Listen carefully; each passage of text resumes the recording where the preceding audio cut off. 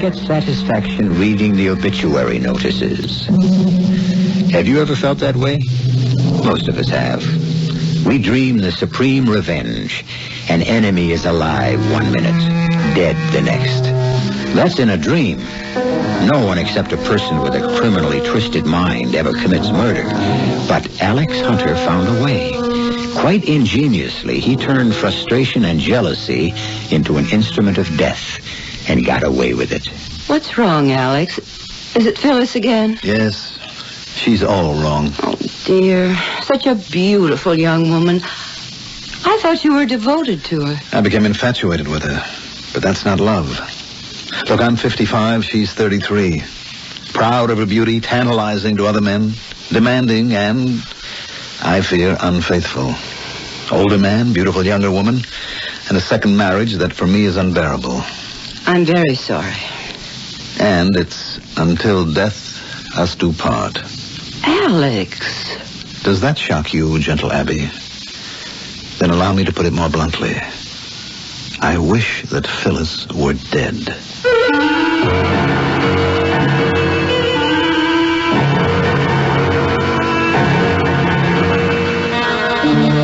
Our mystery drama, Murder by Proxy, was written especially for the Mystery Theater by Roy Windsor and stars Mandel Kramer.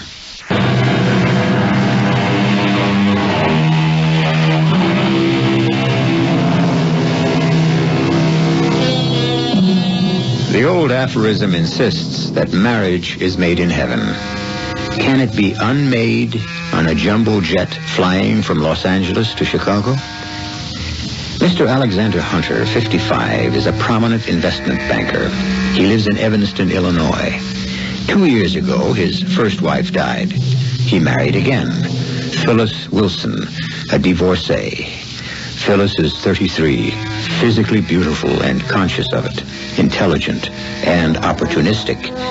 Marriage to Alex Hunter assured her of wealth, affection, and a social position.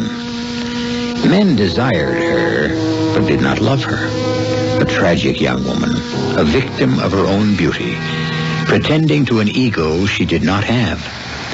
Her doom was almost foreordained. High above the bank of clouds over Kansas, Alex Hunter has a strange encounter. Mind if I join you, Mr. Hunter? What? Oh, no, of course not. Well, how do you know my name? Do I know you? Sure. You don't remember, that's all. It's nice, ain't it? 5 miles up in the air, and it looks like a bar and lounge in a Chicago hotel. It knocks me out. It don't mean so much to you because you fly like this all the time, but it's a first for me. You're used to it. Yes, that's true. The novelty has worn off. One gets used to most things. Some you don't get used to, Mr. Hunter. Mm-hmm. Well, if you'll excuse me. Prison you don't get used to. Prison? Yeah, the pen, the big house. I was in for 20 years, and I didn't get used to it. It's very interesting. You want to hear what it's like, Mr. Hunter? Not particularly. It does sound depressing. I'm happy that you're free. Now, you'll be good. You shouldn't be, Mr. Hunter. What do you mean by that? Why do you keep repeating Mr. Hunter this, Mr. Hunter that? I don't know who you are. Without meaning to be rude, I really would like to return to my seat. Well, there's lots of time for that. Thanks for saying you're happy I'm free. You're a nice man. I wish you wasn't. Just who are you and what are you driving at? Well, now, that's better. Tim Cohane's the name. Remember? Tim Cohane? Name means something. Does ring a bell? Yes. Tim Cohane. I was on a jury once, and there was a Tim Cohane. Yes, now I remember. We tried you for murder. I was the jury foreman. You pleaded manslaughter. Murder without malice express or implied. I recall the judge defining the charge for us. And we sent you to prison for life. Joliet, right? 20 years, Mr. Hunter. Paroled for good behavior. That's very commendable. But it doesn't bring back the jeweler you shot when he found you robbing his store. Nick done it. Well, before he died, the old man identified you as the man who shot him. It was Nick. So you kept insisting, but your fingerprints, Mr. Cohane. He shot the old man and dropped the gun. He was grabbing the jewelry. I picked up the gun, that's why. Yes. We never did get Nick, did we? Had an airtight alibi, as I recall. Yeah. Well, it seems you've paid your penalty to society, and I wish you well. Oh, you're really cool, Mr. Hunter. 20 years in the can, remember? I rot in the pen for 20 years. My wife has to sell the bungalow. The kids run wild. She gets sick and can't get the kind of medical help she needs, and she dies. Oh. Who cares? Do you care she's dead and my kids are gone who knows where? No. It was just a day's work for you and the rest. The bum's guilty. Send him to the pen. And when the bum comes out, what's he come out to? Nothing. Might as well be dead. And you wish me well. I'm sorry about your wife and children. I was 28 when you cut off my life. A jury sentenced you, Mr. Kahane. You cut off your own life. A jury found you guilty of murder but settled for manslaughter and sent you to prison. Willfully or without malice express, you caused a death. You've paid the penalty. You ain't paid, Mr. Hunter. Meaning what? I'm gonna kill you, Mr. Hunter. You are? Mm-hmm. You amaze me, Tim. May I call you Tim? We seem to have embarked on a very close relationship, haven't we? You are cool, Mr. Hunter. I didn't know if you'd yelled for help. And if I had? I'd shoot you dead on the spot. Uh-huh. And what about you? Me too. I got nothing to live for. What's to prevent me from reporting your threat to the captain? I'm sticking close to you, Mr. Hunter. That's why I flew first class. When we land, what if I point you out to the police? I'll be gone, and they'll think you're nuts. Mm-hmm. You do have a point. Well, why don't you kill me now and get it over with? It's too easy. 20 years, Mr. Hunter. That's a long time to sweat it out. Now you sweat it out. For how long? A day, a week, I don't know. In the city, in your house. You know where I live? Sure. Evanston. Some house, and Mrs. Hunter. She's some dish. Yes. A beautiful woman. I'll miss her, Tim. I missed my wife, and now she's dead. I have no choice, I suppose. You know, I am quite rich. No, no choice. You're dead, Mr. Hunter. I see. And you selected me because I was foreman of that jury, is that right? Yeah. If I get away with knocking you off, I'll get as many of the others as I can before some cop gets me. So my days are numbered. You've been following me, Tim? Yeah, to L.A. and back. I could have killed you any time the last 5 days. Why didn't you? I wanted to talk first. So you'd know what was going to happen and then sweat it out. Your form of torture? Yeah. But it hasn't worked out that way. Maybe you're scared stiff, but I don't see it. You play it cool. I accept what's inevitable, Tim. You're determined to kill me. If a person's willing to die for murder, nothing can prevent him from committing it. That's right. Then let's have a drink together. A drink to the great adventure.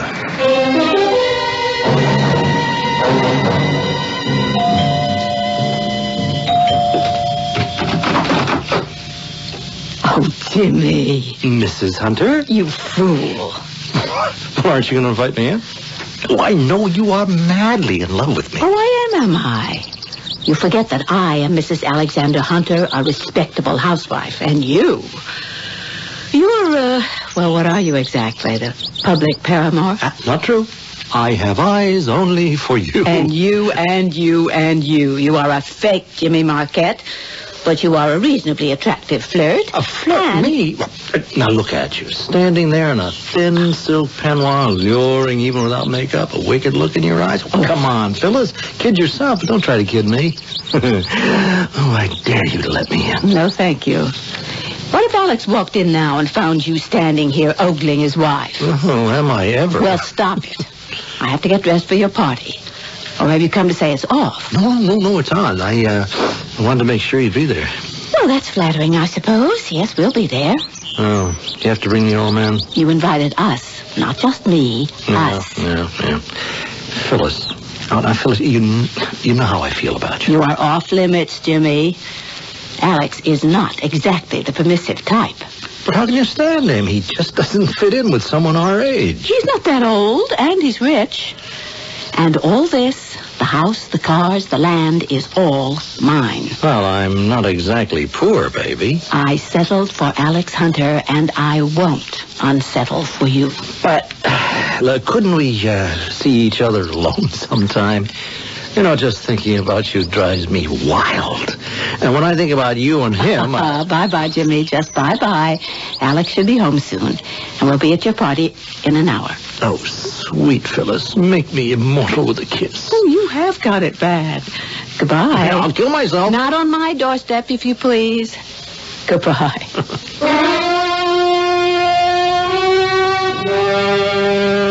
So, what do you think, Carl? You told this guy in the plane, this Mr. Hunter, you was gonna knock him off? Yeah. Oh, Tim, come on, you lost your marbles. Hunter was foreman of the jury that sent me up. I'm gonna kill him and the rest of the lousy 12. Oh, boy, listen to him. You haven't got a chance in a million. Timmy, baby, you just got out of the pen. You want to go back? No, and I ain't going back. I'm killing Hunter. If I get killed, it don't matter. You mean it, don't you? Yeah, and you're gonna help me. Oh, Tim, I don't know. I don't like it. You don't have to like it. You drive your car and we stake out his house. I take care of him and you get me away from there. Oh, just like that, huh? You think this guy is dumb or something? He's got cops crawling all over his place. Oh, no, not this guy. Not Mr. Hunter. He's kind of weird. He said if a guy wants to murder another guy and doesn't care if he gets hit, then the guy who's going to be murdered ain't got a chance. Now, listen to me. You knock him off, you'll be running until they get you. You don't make sense. Pick me up at 10, Carl. It's a 45-minute drive to Evanston from here. Okay. Oh, but listen, Tim. No, this is it. I want to get it over with. 20 years in the pen, I begin to get even tonight. Phyllis, darling, I just got home from the coast. I've spent a rough couple of hours in the office, and I'm to go to a party? Why not? It'll do you good to relax with friends. Oh, come on. Friends, most of them are young enough to be my... What difference does that make? They're successful and they're interesting. And they drink too much and they paw over you. Oh, you're jealous. Well, yes, I find it offensive. Don't be stuffy. Is it stuffy to be offended when a slob like Jim Marquette ogles you and paws you and you let him? And just what do you mean by that? Oh, please, Phil, let's not quarrel. I love you. I don't want to share you with... No one loves me. No one. No one ever has. Since I was 18, I knew what I did to men, and I knew what they wanted. But that wasn't love. And you are no different. You were in love with your first wife. And you want me to think that you're in love with me? Don't kid yourself, Alex. My blonde hair and my face and my long legs excite you. But you are not in love with me. I am. Are you coming along with me to Jimmy's party? No, I'm not. I loathe that leering ladies' man, and besides, I want to stay close to home. Phyllis, a man has threatened to kill me. What? And I expect that he will. I wanted to spend this night with you. Are you serious, Alex? A man is going to kill you? It's no joke. Now, won't you stay home with me? A man's going to kill you? Oh, don't be absurd. And don't scowl at me as if you'd like to kill me. Would you, my dear? Sometimes isn't that what you feel? Beautiful, flirtatious Phyllis. My wife with her bohemian friends. What if she were dead? End of jealousy? End of suffering? End of suspicions?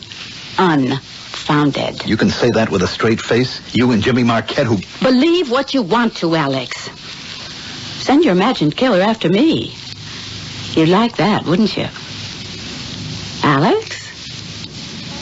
Sometimes you can almost read my thoughts, my dear.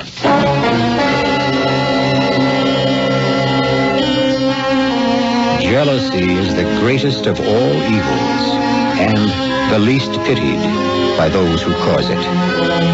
That maxim was coined by La Rochefoucauld 300 years ago. Alex Hunter, indeed, is a jealous man. His doubts gnaw away at his insides. He's old, she's young, and tantalizing to others. He's married to her, but he doesn't possess her. Out there in the dark is a man determined to murder Alex Hunter. Is he afraid? Probably not. Death would be a relief. I'll return shortly with Act 2.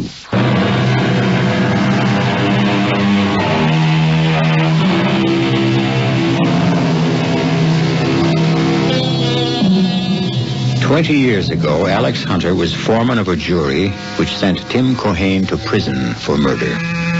During those 2 decades, Tim determined that when he was released, and he was, for good behavior, he would kill Hunter. An extraordinary vow. Impossible? Indeed not. Each of us at one time or another has said, I could kill you. We say it, but we seldom mean it literally. Phyllis, Alex Hunter's young and beautiful wife, has gone alone to Jimmy Marquette's party. It's now 8:30. Alex, I can't believe it's you speaking. You wish Phyllis dead? What's this? Alex, what nonsense have you been handing Abby? I suppose it does sound like nonsense, Len. Well, of course it is. Wishing Phyllis dead. Oh, lovers' quarrel. Blow over by morning. Tell us about your trip, Alex. He's serious, Lem. Nonsense. Which Phyllis dead? Striking girl. You're to be envied, old chap. Now, go home and make up. You know you're a tonic, Lim. I'm glad I'm good for something. Alex, you frighten me. You are serious, aren't you? If it will rub that expression of worry off your face, Abby, I assure you that I was only thinking aloud. Feeling aloud is more like it, but there are times when I would give anything not to have married Phyllis. Not to have lost friends my own age, like both of you. Not to have lost nights of sleep, not to have as my constant companion the old green-eyed monster of jealousy. It's quite a statement, Alex. You mean the marriage hasn't worked out, eh? In the last few months, it's fallen apart. Oh, I am sorry to hear that. I suppose it was to be expected. May and September marriages may work sometimes, but not for Phyllis and me. She's 22 years younger than I am, physically beautiful, but she's amoral. She really is. That's a very serious accusation, Alex. Abby, she's a hopeless flirt. Isn't that a dandy, old-fashioned word to apply to a woman? Are you sure you aren't being snuffy, Alex? Is she at home? She went to Jim Marquette's party out on Lakeshore Drive. I was invited, but I wanted to stay home. We quarreled. She drove over alone, and I stayed home, fixed a sandwich, went for a stroll. Your lights were on. Of course. I wish I could make a suggestion. Haven't got one. No, of course not. Well, my troubles will be past sooner than you expect. Divorce? No. Murder. What? Murder? Have you lost your mind? Alex, you couldn't. Oh, no, certainly not. I mean, my murder. What? Now, what are you talking about? Now, make sense, Alex. 20 years ago, I was foreman of a jury which sent a man named Tim Cohane to prison for murder. He was released after 20 years, and he's determined to murder me and the rest of the jury, and he will. His life means nothing to him. Well, how do you know all this? We had an interesting chat on the plane from Los Angeles. Suddenly mad. You and this convict chatted about his plan to murder you. You didn't have him arrested? I couldn't report him. He'd have shot me then and there, and then himself. What? Did you report this to the police? No. When a man's willing to die to commit murder, the police are helpless. Well, they could have picked him up. And charged him with what? Threatening me? He'd deny it. And who would believe my fantastic story? You've done nothing. There's nothing for me to do. And I don't really care that much, Abby. My life is barren. I have memories, but I haven't added to them since I married Phyllis. No, it's the most outlandish story I've ever heard. I won't believe any of it. I do, Lem. You think this convict is out here in Evans? I have no idea where he is. He spoke to me tonight when I left LaSalle Street. Just like that? Mm-hmm. He was very pleasant. Soon, Mr. Hunter, he said. It's a nightmare. Lem, call the police. No, please, Abby. Look, it will happen. Nothing can stop it. It's my life, my problem, and I won't involve others in it. If he kills me and he's killed, I may have saved 11 other lives. Good night. Alex, don't go. Good night. Lem, the police. Right away.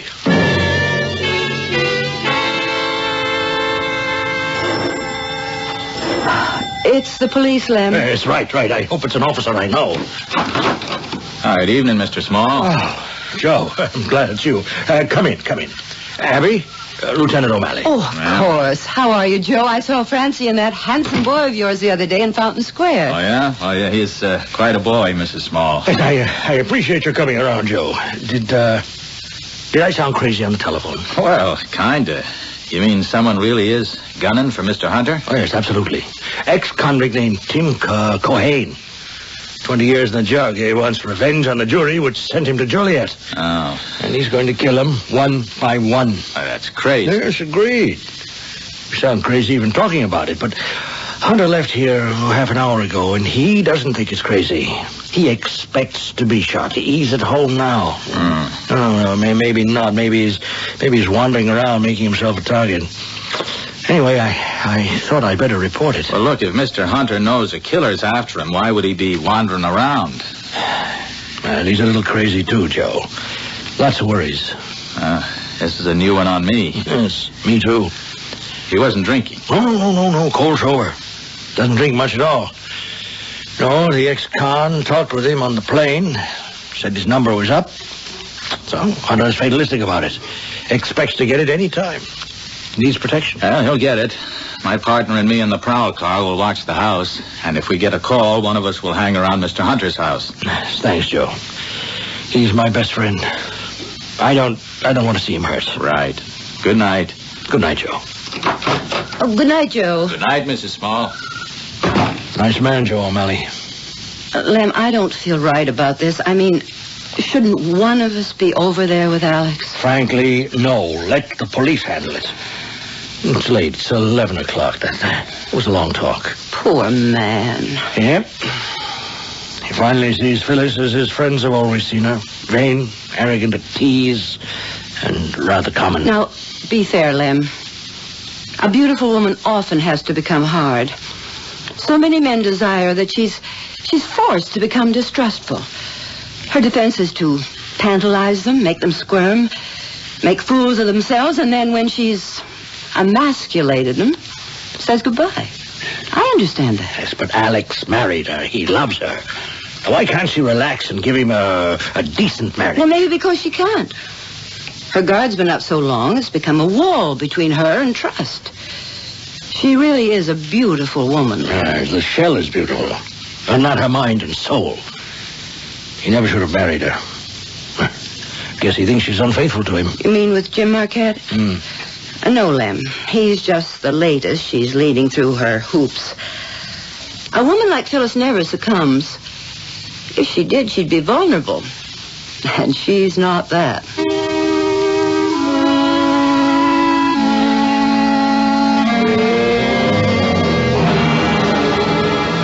Hey, how long are we going to wait? We wait until Mr. Hunter comes home. He went out about 8:30. Well, you could have knocked him off then. I want to talk with him first. Look, I don't like hanging around like this, parked in some guy's driveway. What if he comes home? What's he going to think us parked in his driveway? We're turning around, that's all. Relax. Hey, there's a prowl car, Tim. Yeah? Stopping at Hunter's house. One cop is going up to the front door. Come on, let's get out of here. Get your shirt on, let's watch. He's coming back. Sure, nobody's home. The door's locked. What about the wife? The car's gone, Hunter's car. She's out someplace. See? Cops getting back into the prowl car and they're leaving. Now, take it easy. Easy. How long are we going to hang around? Hey, look. Another car's pulling into Hunter's driveway. There's a guy and a woman. Is that Hunter? Don't be stupid. You know, he walked out of the house at 8:30. It's some guy bringing his wife home. No way, dear Jimmy.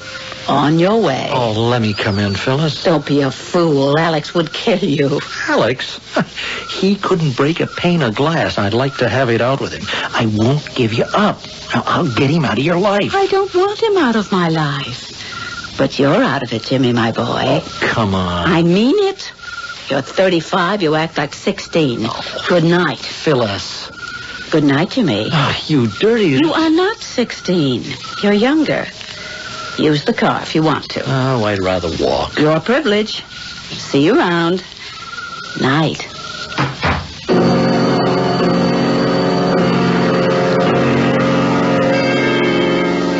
Hi, Mr. Hunter. What? Oh, hello, officer. Joe O'Malley. Yes, of course. Hey, it's almost midnight, Mr. Hunter. Oh, yes, it is. It's 5 of 12. Mr. Small called. Oh, no. Yeah. Well, he said some guy is gunning for you. I told Mr. Small not to worry the police. Oh, but that's our business, Mr. Hunter. I mean, no kidding. Has some ex-con threatened you? He's going to kill me, Joe. Well, he can't get away with that, Mr. Hunter. You should have had us pick him up. No, he can get away with it. He doesn't care if you shoot him down. Oh. Well, can you describe him? We'll pick him up and just ship him out. He's clean.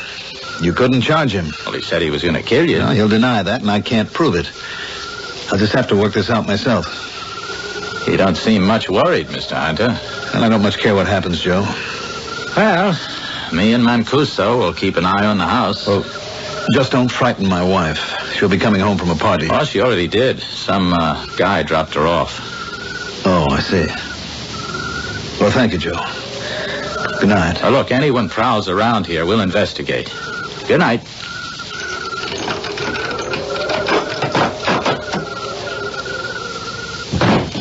Hi, Mr. Hunter. No lights. Tim? Yeah.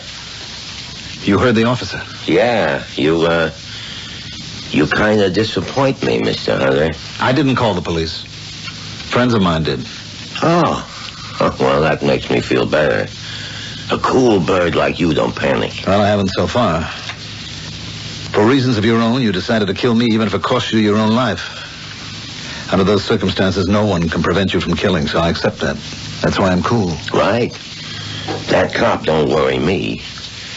I killed you, maybe he gets me. That's okay. Like I said, I got nothing to live for. Then, this is it? This is it. I see my wife fell asleep on the couch. Yeah, she came in half an hour ago and flopped down. She's a beautiful woman, Mr. Hunter. Yes, she is beautiful. You were in the house when she came home? That's right. Alone? I'm alone. Oh, you mean her? Yes, Mrs. Hunter. Oh, some guy left her at the door. She gave him a brush. Then she came in the living room and called your name, Alex. And she twirled around and flopped down. She fell asleep half an hour ago. She drunk? Nah, feeling good, that's all. I'd get that Jimmy out of your life, Mr. Hunter. What life? You said this is it, right? You're the first, Mr. Hunter. There's 12 of you. I'll get as many of you as I can. There won't be much noise. I'm sorry I've disappointed you, Tim. Like you, I don't care if I die. My only regret is leaving my beautiful wife. Now promise me that you won't harm her. She means more to me than life itself. Even if she wakes up and screams, promise me, Tim, that you won't hurt her. There's no finer woman on earth. You understand? You lost your own wife.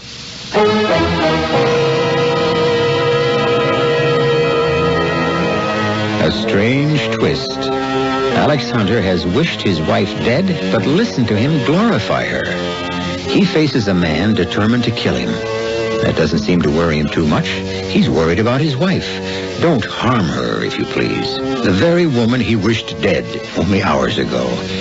Alex Hunter has not spoken honestly to his intended assassin. Will malice be added to falsehood? I'll return soon with Act 3.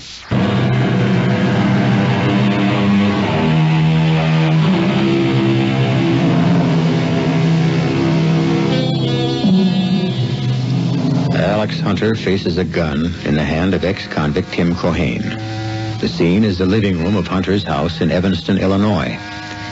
Mrs. Hunter is asleep on the couch. He dislikes his beautiful wife, and he suspects her of infidelity.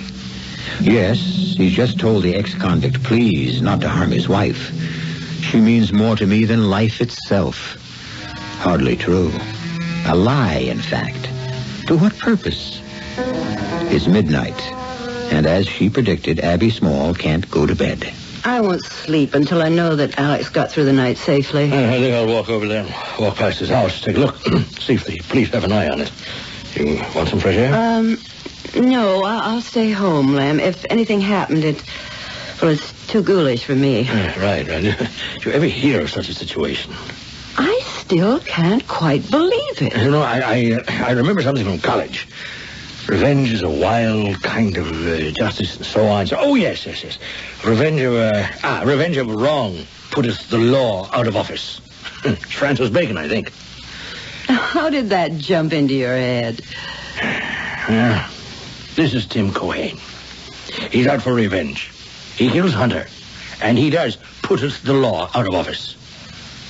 Some word putteth makes sense, though. Now, if Hunter's murdered, the law certainly is putteth out of office. It's flouted.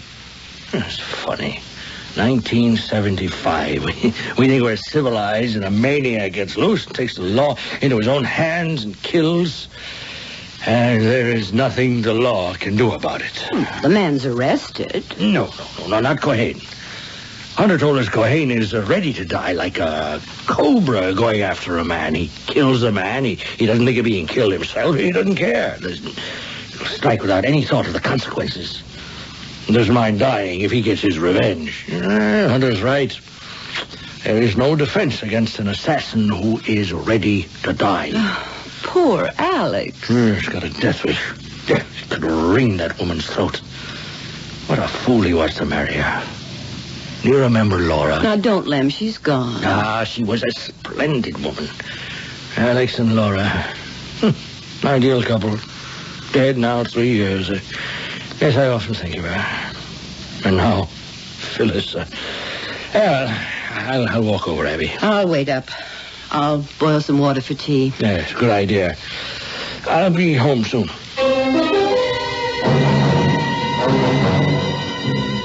Promise you won't harm my wife, Tim. Look at her.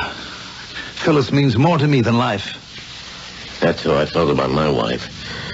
She died while I was in the pen. I know, and I'm sorry for you. Took the wind out of me. Life became empty, and when I found out, I hit the cell bars until my hands bled. That's when I said I'd get out of there and make all of you suffer for sending me up. I understand. You don't let bygones be bygones when you're talking about a wife who died because you wasn't there to look after her. And that's why I'm going to kill you, Mr. Hunter. I know that, Tim. And I don't care, just so you don't hurt my wife. No, that's not right. I do care. I think of all the years ahead with Phyllis. Wonderful years, and I do care. I'll miss those years, that future with her. If anything happened to her and I was alive, I don't know what I'd do. I couldn't face it. I really couldn't. I'd walk around in a daze. I'd end up in a sanitarium. Answer it, Mr. Hunter. And don't make a mistake. I'll kill her and then you. No, you wouldn't. Answer the door. Oh, hi, Mr. Hunter. Just checking up. Oh, thanks. Thanks, Joe. We were just going to bed. Look, you can relax now. We picked up a guy parked in a driveway a few houses away. Mrs. Dietz noticed he was parked in the Moore's driveway and called the station.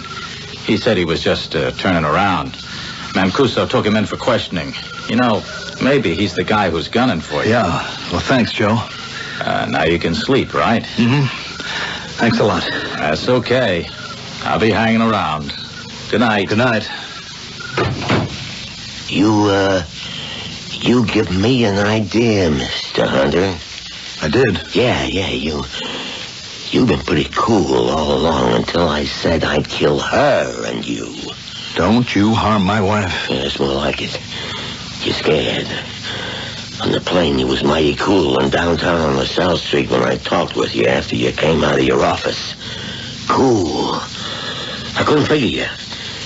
You didn't seem to care that you was a dead man. Maybe you don't care. Maybe you don't care about anything except her.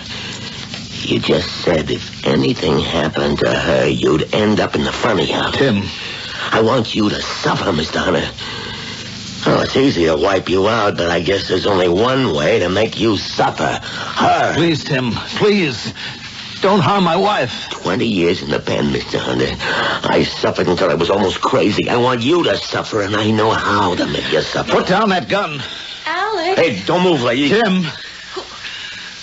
Who was he? Tim, I don't care about me, but don't kill an innocent, defenseless woman. Kill? But he is going to kill me? Yes, because then he'll suffer the way I've suffered. You're crazy. Now, listen, stay where you are. One move and you get it. Well, this is crazy. Who is that lunatic? He's a man I sent to prison years ago. He's out for revenge. If I kill you, he'll suffer as long as he lives. A wife means more to a man than anything he owns. He said that about me? Yes, I said it and I meant it. Life without you... Come off it, Alex. You're as crazy as he is. Me? I mean more to you than anything else? More than your money and the house and your stuffy friends and your square behavior? There is no love lost between me and my husband. Whatever your name is. Oh, no, lady. It won't work. Tim, please, lower that gun. You mean...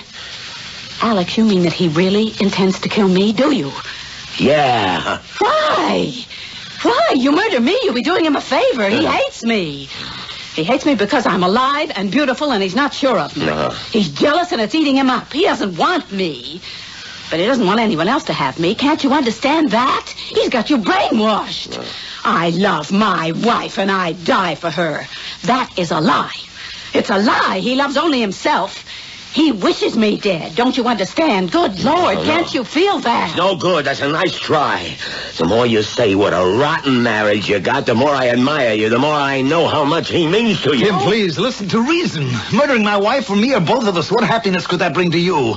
If you kill us, you've signed your own death warrant. Tim, please, don't do it. Let us live. Look, I'll help you, I promise. You've got a good life ahead of you yet, but once you pull that trigger, your life is ended, too. I don't care. No! Tim, oh, my God. So long, Mr. Hunter. Police! Police! Help! I got him! I got him, Mr. Hunter. Is this the guy? Yes. Yes, that's the man, Tim Cohen. A dirty murderer.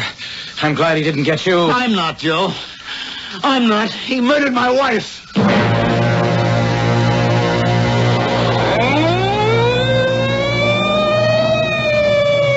I don't know what to say, Mr. Hunter.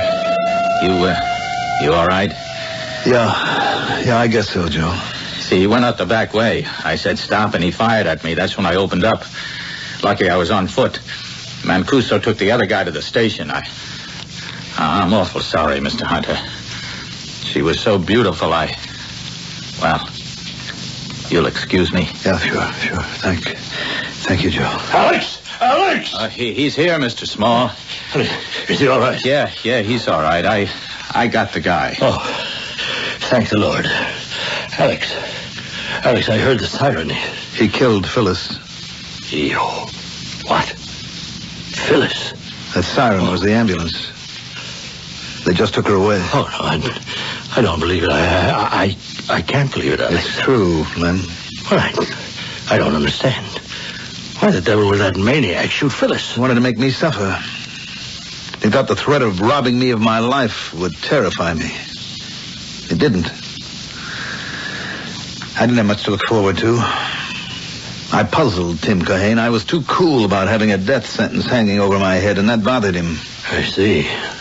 When I walked into the house, he was here, hiding in the dark. Phyllis was asleep on the couch. But why shoot Phyllis? Because Tim thought that a wife is a man's most precious possession. Yes, I begin to see. Do you? I'm afraid I do, Alex. What did you say to him? When Lieutenant O'Malley came to the door, Tim told me that if I tipped O'Malley off, he'd shoot both Phyllis and me. I begged him not to. And when you got rid of O'Malley, you continued to beg. Is that right? Why should he kill an innocent person? Yes, why indeed. Even though the innocent person was a woman your jealousy had led you to loathe. You must be relieved, Alex. I am. You misled the poor fool into believing that your life without Phyllis would be barren, desolate, ended. That's what he concluded. Ordinarily, he'd have been right, wouldn't he?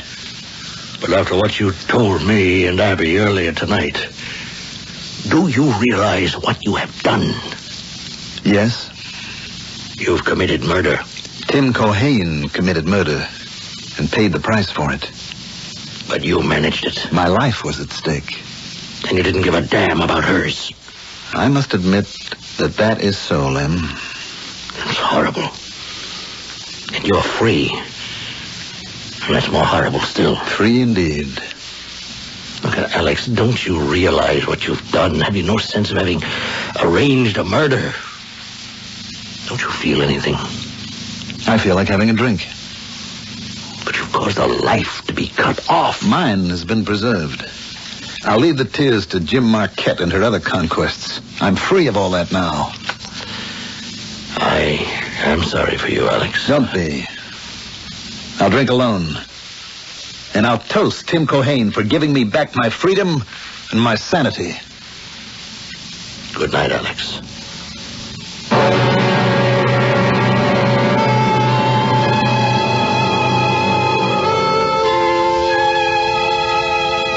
There is no witness so terrible, no accuser so potent as the conscience that dwells in every man's breast. Alex Hunter made an unfortunate marriage. His young wife, Phyllis, was almost too beautiful to be true. She died, indirectly murdered by her husband's would-be assassin. What about his conscience? I'll be back in a moment. Teledisc proudly presents the Classical Collection. The Classical Collection. 3 hours of the world's best-loved music. Beethoven, Mozart, Tchaikovsky, Chopin. An exquisite 4-album library, the Classical Collection comes wrapped in its own gift box with a special program guide only from Teledisc and not in any store.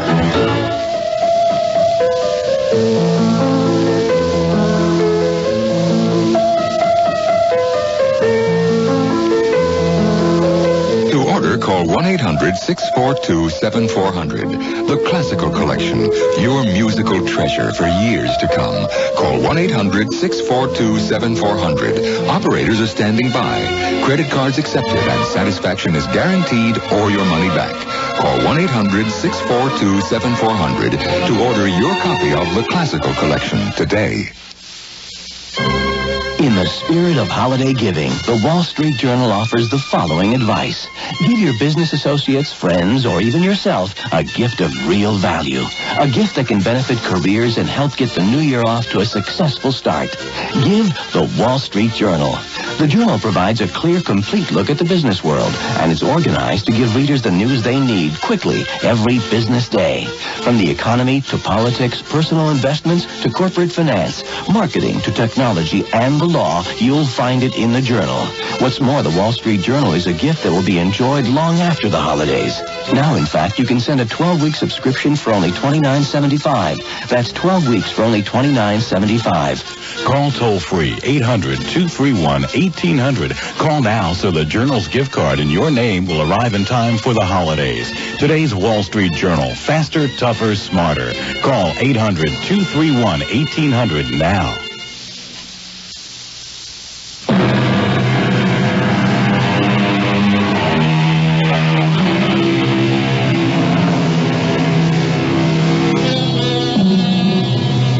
What of the sleepless nights when Hunter stares at the ceiling overhead and at the moving shadows swaying in the moonlight? I really murdered Phyllis. I murdered my wife. Tim Cohane's dead. She's dead, and I'm alone.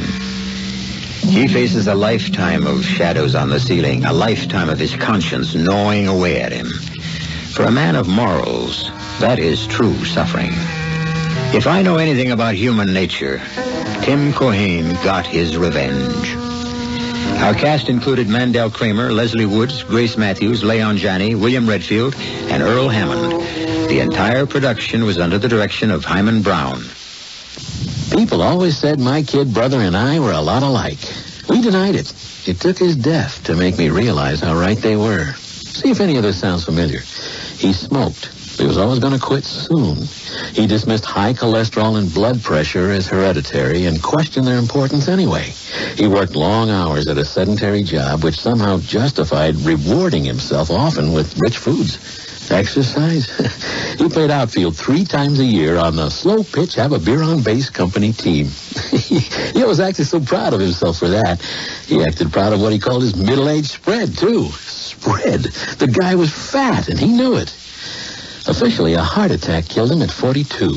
The real cause was a disease called denial. I ought to know. Like people said, we were a lot alike. I'm not denying it now. Just working to change. You can help prevent heart disease. We can tell you how. Call your American Heart Association. This is E.G. Marshall inviting you to return to our Mystery Theater for another adventure in the macabre.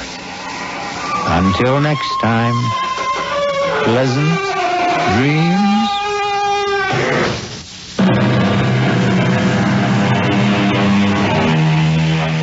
Not everyone can afford an education. Every day, tens of thousands of talented black youth learn to abandon hope. They give up their dreams and deprive us all of future doctors, lawyers, and scientists. Please support the United Negro College Fund. A mind is a terrible thing to waste. A public service message for UNCF from the Ad Council and WWJ, News Radio 95. Keeping you on top of your world. WWJ, News Radio 95. The time, 1:30 on Tuesday, the 5th of December, 1989. You're listening to Michigan's only all-news radio station, WWJ News Radio 95. Good morning. I'm Brad Bianchi. These are some of this hour's top stories. There's a temporary lull in the fighting in the Philippines, during which time some trapped neutrals are leaving. There were some shots fired off Cape Canaveral, fired from a water cannon at a Greenpeace vessel. And the Soviet Union is finally expressing